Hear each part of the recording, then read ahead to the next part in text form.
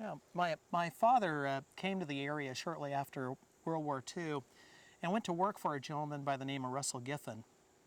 And Mr. Giffen and my dad built a operation that was, it was over 100,000 acres. And this was all prior to the Central Valley Project coming in.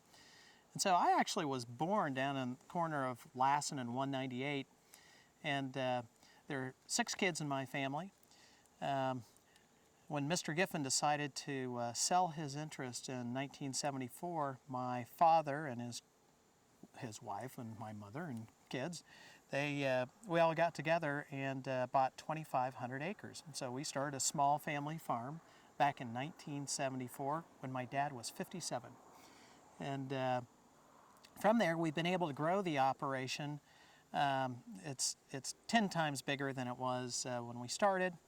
It's fully diversified. We moved from essentially kind of a cotton base to a cropping pattern that includes processing tomatoes, pistachios, almonds, garlic, onions, wine grapes, a host of different crops.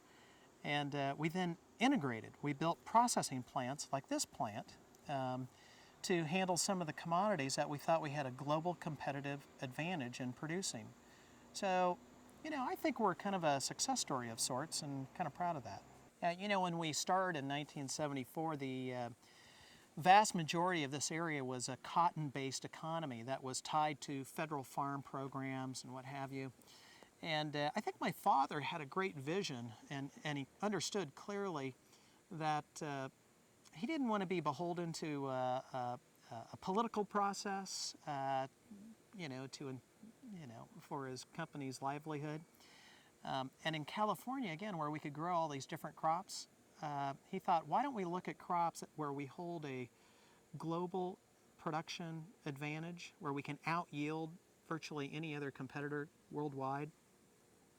And in California, there's a host of crops that you can do that with. So we got very focused on those crops, and quite frankly, wanted to move away from government programs and supports. The funny thing in farming is that the margins are razor thin. We're constantly under pressure with global competition. Right now, with the consolidation in the market, the buying power of the Walmarts of the world and what have you only grows. And what that means is we keep feeling more and more pressure on our pricing and what have you.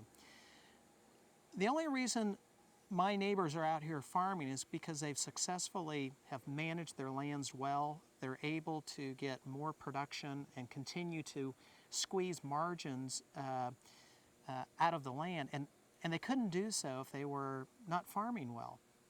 And so I've always been puzzled by this notion that we're poor stewards or we're chasing short-term profits.